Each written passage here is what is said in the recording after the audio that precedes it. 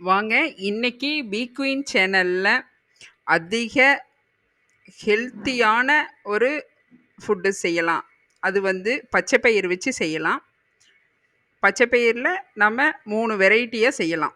அதுக்கு 2 கப்பு உங்களுக்கு எப்படி எந்த மெஷரிங் கப் எடுத்துக்கிறீங்களோ அதில் நான் ஒரு 100 150 கிராம் அளவுக்கு பச்சை பயிரை எடுத்து தண்ணி விட்டு நல்லா வாஷ் பண்ணி கல் மண்ணெல்லாம் அரித்து சுத்தமாக தண்ணி விட்டு நல்லா ஊற வச்சிடலாம். ஒரு மிட் நைட் ஃபுல்லாக ஊறணும்.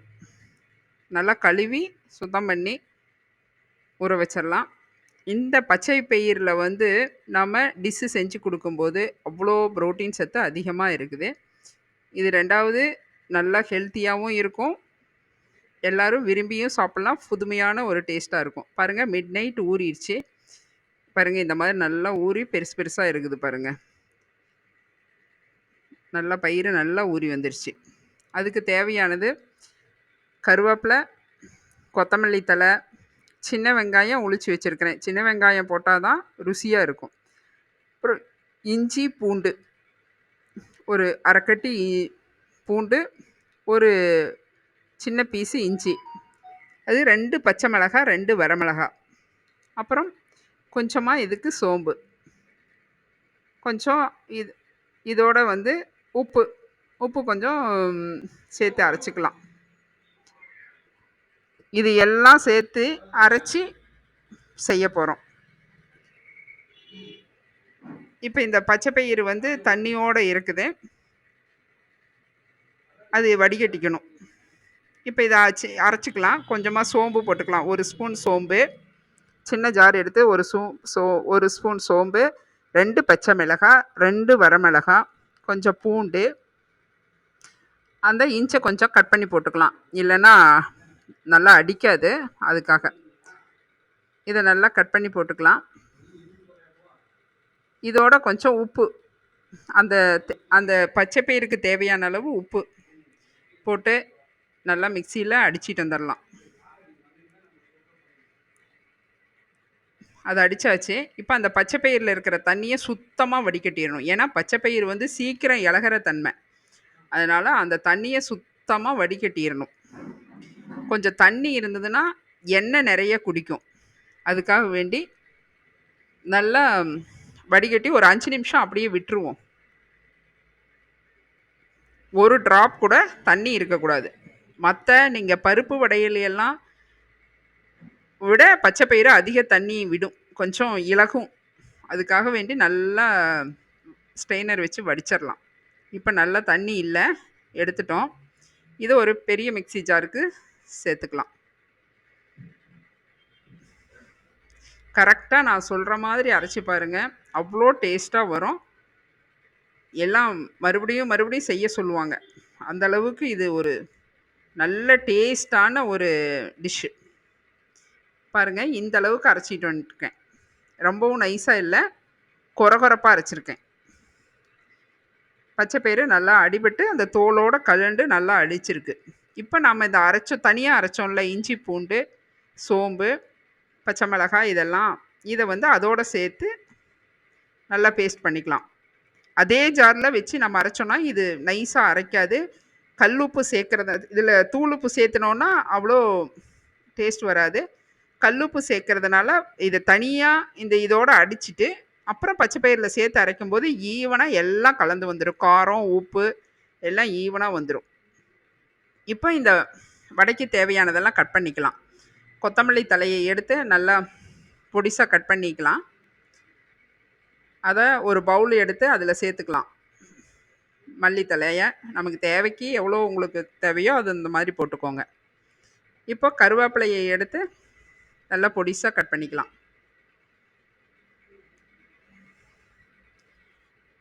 இதையும் அதோட சேர்த்துக்கலாம்.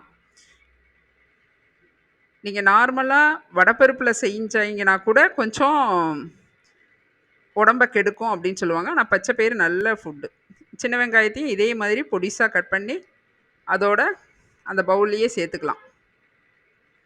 இது நல்ல சிறந்த மலமிளக்கி. நீங்கள் வந்து பாத்ரூம் ப்ராப்ளம் இருக்கிறவங்க இந்த பச்சை பயிரை தோலோடு செஞ்சு சாப்பிடும்போது ஈஸியாக உங்களுக்கு வயிறு கிளீன் ஆகும். பாருங்கள், இதெல்லாம் நல்லா கலக்கி விட்டுக்கோங்க. இந்த மாதிரி கலக்கிட்டு இப்போ நம்ம அரைச்சி வச்சுருக்கோம்ல அந்த பேஸ்ட்டை, பச்சைப்பயிறு பேஸ்ட்டை அப்படியே போட்டுக்கலாம். இதில் நம்ம உப்பெல்லாம் போட்டு அடிச்சிட்டோம். அதனால் நீங்கள் மறுபடியும் உப்பு காரம் எதுவும் சேர்க்க வேண்டாம். எல்லாம் கரெக்டாக இருக்கும். மிளகாய் எல்லாமே அடிச்சிட்டோம்ல, அதனால் நீங்கள் மறுபடியும் இது எதுவுமே சேர்க்க வேண்டாம். வெங்காயம், மல்லி, கருவேப்பிலை, பச்சைப்பயிறு, அரைச்ச பச்சைப்பயிறு, இது எல்லாம் ஒரே ஈவனாக கலக்கி விட்டுறலாம். பாருங்கள், நல்லா பெசரி விட்டுறலாம் எல்லா வெங்காயம். இதில் நீங்கள் பெரிய வெங்காயம் சேர்க்குறதா இருந்தாலும் சேர்த்துக்கலாம். ஆனால் சின்ன வெங்காயம் சேர்க்கும்போது தான் அந்த வடை, பக்கோடா, கட்லெட்டு எல்லாம் நல்ல டேஸ்ட்டு, ருசியை கொடுக்கும். எப்போவுமே நம்ம எந்த ஒரு டிஷ்ஷுக்கும் சின்ன வெங்காயம் சேர்க்கறதுக்கும் பெரிய வெங்காயம் சேர்க்கறதுக்கும் அந்த டேஸ்ட் வந்து நல்லாவே வேறுபடும். இது நல்ல ருசியை கொடுக்கும். அது கொஞ்சம் சல்லுன்னு இருக்கும். அவ்வளோதான் வித்தியாசம். பாருங்கள், இந்த மாதிரி நல்லா பெசரிட்டோம். நம்ம கையிலேயே பெசரிக்கலாம், அப்போ தான் எல்லாம் நல்லா இது வரும். இப்போ நாம் ஒரு ஃப்ரையிங் பேன் எடுத்து சூடு ஏறட்டும், அதில் ஆயில் விட்டுக்கலாம் பொரிக்கிறதுக்கு. இதை நம்ம 3 வகையாக நாம் யூஸ் பண்ணலாம். இந்த பச்சை பயிரை இந்த மாதிரி கொடுக்கும்போது குழந்தைங்க பெரியவங்க எல்லாத்துக்குமே ஒரு ஹெல்த் பெனிஃபிட்டை நம்ம மறைமுகமாக ஏதாவது ஒரு வகையில் கொடுத்துட்றோம். அவங்க ருசிக்கு தகுந்த மாதிரி வடையாவோ, பக்காடாவாவோ அல்லது கட்லெட் ஆகவோ எதை விரும்புகிறாங்களோ அந்த மாதிரி நம்ம செஞ்சு கொடுக்கலாம். இப்போ இந்த மாதிரி வடையை சின்ன சின்ன உருண்டையாக உருட்டி உள்ளங்கையில் வச்சு பாருங்கள், இந்த மாதிரி தட்டி வடையை அப்படியே போட்டுடலாம். ஒரு உருண்டை எடுத்து இடது கையில் வச்சு வலது கையை அழுத்தி பாருங்கள், அவ்வளோதான். ஒரே ஒரு அழுத்தினீங்கன்னா அது தட்டையாக ஆகிடும். அது அப்படியே எண்ணெயில் பொரிச்சுக்கலாம்.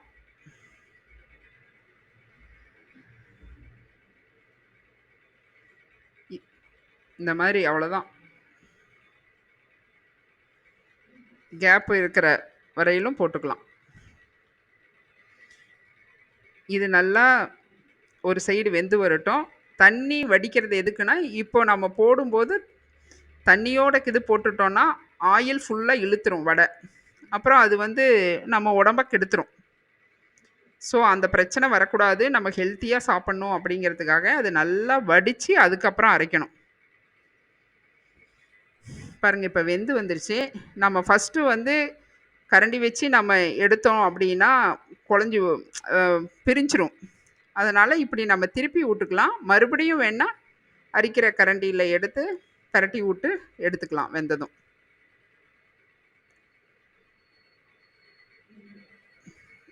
பாருங்கள், இது பச்சைப்பயிறு வடை அப்படிங்கிறதுனால உங்களுக்கு நார்மலாக வடை பருப்பு வடையில் வர்ற கலர் இதில் வராது. கொஞ்சம் இதில் டல்லாக தான் வரும்.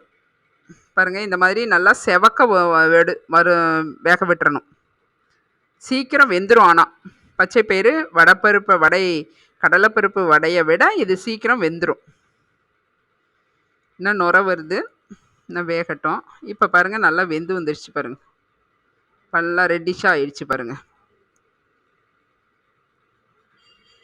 பாருங்கள், எண்ணெய் ஃபுல்லாக நுரத்தன்மை அடங்கிடுச்சு. இப்போ எடுத்துக்கலாம். இந்த மாதிரி ஒரு டைப்பு வந்து வடையாக தட்டி போட்டு எடுத்துக்கலாம். இது வடையாக சாப்பிட்றவங்களுக்கு இந்த மாதிரி செஞ்சு கொடுக்கலாம். இல்லை வடையாக வேண்டாம், நல்லா கிறிஸ்பியாக பக்கோடா டைப்பில் வேணும் அப்படின்னாலும் இந்த பச்சைப்பயிரில் சூப்பராக செய்யலாம். அது இன்னும் ருசியாக இருக்கும், கிறிஸ்பியாக இருக்கும். அது இது வடை வந்து மேலே கிறிஸ்பியாக இருக்கும், உள்ள கொஞ்சம் வெந்திருக்கும், ஆனால் கொஞ்சம் மாவு இது மாதிரி இருக்கும். ஆனால் இது வந்து இந்த மாதிரி பக்கோடாவாக கொஞ்சம் கிள்ளி கிள்ளி போட்டு எடுத்தோன்னா ஃபுல்லாகவே கிறிஸ்பியாக இருக்கும். பக்கோடா ஃபுல்லாகவே நல்லா கிறிஸ்பியாக மொறுன்னு இருக்கும். சாப்பிட அவ்வளோ ருசியாக இருக்கும், மென்று சாப்பிட. பச்சைப்பயிரை நீங்கள் எப்படி எடுத்துக்கிட்டிங்கனாலும் அது ஹெல்த்தி ஃபுட்டு. இதனால் உடம்பு கெடுக்கவே கெடுக்காது. நல்ல ப்ரோட்டீன் ரிச் ஃபுட்டு இது தான், பச்சைப்பயிறு தான். பாருங்கள், இந்த மாதிரி கிள்ளி விட்டு சேர்த்துக்கோங்க.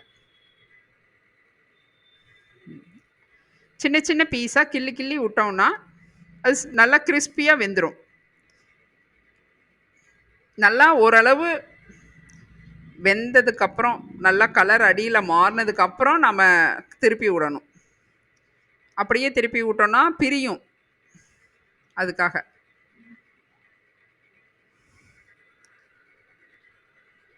இந்த மாதிரி அப்படி அப்படி திரும்பாததையெல்லாம் அப்படியே கொஞ்சமாக எடுத்து விட்ருங்க. நம்ம வந்து இது வெந்துடும், ஆல்ரெடி போட்ட உடனே கொஞ்ச நேரத்தில் வெந்துடும். நம்ம நல்லா கிறிஸ்பியாக வேணும்னா கொஞ்சம் நேரம் ஆயிலில் நல்லா டீப் ஃப்ரை பண்ணணும். பாருங்கள், இப்போ நல்லா ஃப்ரை ஆயிடுச்சு பாருங்கள். சவுண்டே வரும் சலசலன்னு. நல்லா சாப்பிட இது நல்லா கிறிஸ்பியாக இருக்கும், நல்ல ருசியாக இருக்கும். சாப்பிட மென்று சாப்பிடும்போது அவ்வளோ டேஸ்ட்டாக இருக்கும் இந்த பக்கோடா, பச்சை பயிறு பக்கோடா. இப்போ இல்லை, இது ஃபுல்லாக ஆயில் ஃபுட்டாக இருக்குது, நாம் ஆயில் கம்மியாக வேணும் அப்படின்னா அந்த ஆயிலை வந்து ஃபுல்லாக வடிச்சிடலாம். வடிச்சிட்டு கொஞ்சம் போல் நம்ம தோசைக்கு விடுற ஆயில் மாதிரி இருக்கும்போது அதில் வந்து இந்த மாதிரி பச்சைப்பயிரை பெரிய உருண்டைகளாக உருட்டி லைட்டாக தட்டி இந்த மாதிரி அதே ஃப்ரை பேனில் பாருங்கள், இந்த மாதிரி பட்டையாக தட்டி கெட்டியாக, ஆயில் வந்து இதில் ஆயில் கிடையாது, ஆயில் ரொம்ப கம்மியாக தோசை வேகிற அளவுக்கு தான் இதில் ஆயில் விடுறோம். இதில் ஆயில் அதிகம் இழுக்காது உள்ற. நான் ஃபினிஷ்டு பார்க்குறேன் பாருங்கள், ஃபைனலாக ஆயில் அப்படியே இருக்கும். இது வேகிறதுக்கு மட்டும்தான் எடுத்துக்கும். இதே மாதிரி நல்லா கெட்டியாக கட்லெட் டைப்பில் அப்படியே போட்டு இது நல்லா வேக விட்டுட்டு அப்புறம் திருப்பணும். இப்போ நம்ம இது எடுத்து திருப்பினோன்னா இது அப்படியே ஆயில் இல்லாதனால அப்படியே பிரிஞ்சு வந்துடும், மாவு மாதிரி எல்லாம் பிரிஞ்சிடும். இது நல்லா டீப்பாக உள்ற நல்லா வேகட்டும், கிறிஸ்பியாக வேகட்டும். கீழே கிறிஸ்பியாக ஆனதுக்கு அப்புறம்தான் திருப்பணும். அதுக்கு முன்னாடி திருப்பினோன்னா இது கட்லெட் உடஞ்சி போயிடும். இதுக்குள்ற வந்து ஏதாவது ஸ்டஃபிங் கொடுக்கணும் அப்படிங்கிற அவசியமெல்லாம் இல்லை. ஆல்ரெடி நம்ம இதுக்கு வடக்கி கலக்கிறத எல்லாமே கலக்கியிருக்கோம் பாருங்கள். இப்போ மெதுவாக கலக்கி அப்படியே திருப்பி விட்டுறலாம். பேக் சைடு வெந்ததுக்கப்புறம் திருப்பினோன்னா தான் உடையாமல் திரும்பி வரும் பாருங்கள். அந்த மாதிரி மெதுவாக திருப்புங்க. இது வந்து நம்ம ஆயிலில் டீப் ஃப்ரை கிடையாது, அப்படியே ஃபேனில் லைட்டாக ஆயில் விட்டு ஃப்ரை பண்ணுறோம். இது சைடு எல்லாம் நம்ம அப்படியே எடுத்து அப்படியே சுற்றி வர அப்படியே டீப்பாக அப்படியே உருட்டிக்கிட்டு வந்தோன்னா எல்லாமே வெந்து போயிடும். ஸோ இந்த மாதிரி இது கட்லெட்டு, பச்சைப்பயிறு கட்லெட்டு, இது சாப்பிட அவ்வளோ ருசியாக இருக்கும். வெந்துருச்சு, இதை எடுத்துக்கலாம். கட்லெட்டும் ரெடி ஆயிடுச்சு. இந்த மாதிரி பச்சை பயிரை வந்து நல்ல ஹெல்த் ஃபுட்டும் கூட. பிக்யூன் சேனலில் வேறு டிஃப்ரெண்ட்டான டிஷ் எல்லாம் போட்டிருக்கோம், நீங்கள் அதெல்லாம் போய் பார்த்து சப்போர்ட் பண்ணுங்கள். இது வந்து பாருங்கள், ஆயில் பார்த்திங்களா எவ்வளோ ஆயில் அப்படியே மீந்துருச்சு. அது வேகிறதுக்கு உண்டானதை எடுத்துக்கிட்டு கட்லெட்டுக்கு மீதி வந்துடும் பாருங்கள். பக்கோடா, வடை, கட்லெட்டு இது எல்லாம் 3 வெரைட்டியாக நம்ம பச்சை பயிர் வச்சு செஞ்சுருக்குறோம். இது எல்லாமே ஒரே இதில் செஞ்சாலும் டேஸ்ட்டு வந்து டிஃப்ரெண்ட்டாக இருக்கும். ஒவ்வொரு டைப்பில் போட்டதுனால டேஸ்ட்டு டிஃப்ரெண்ட்டாக இருக்கும். பச்சை பயிர் வடை நல்லா சாஃப்டாக இருக்குது பாருங்கள். பக்கோடா வந்து நல்லா கிறிஸ்பியாக இருக்குது. கட்லெட்டும் பாருங்கள், நான் பாருங்கள் சாஸில் வந்து டொமேட்டோ சாஸ் வச்சுருக்கிறேன், அதில் தொட்டு சாப்பிட்டு இது பண்ணி பார்க்குறேன் பாருங்கள், நல்லா இருக்குது. இதே மாதிரி நீங்களும் செஞ்சு பாருங்கள். இந்த வீடியோ பிடிச்சிருந்தா பிக்யூன் சேனலை லைக் பண்ணுங்கள், ஷேர் பண்ணுங்கள், சப்ஸ்கிரைப் பண்ணுங்கள். மீண்டும் அடுத்த வீடியோவில் சந்திக்கலாம். நன்றி, வணக்கம்.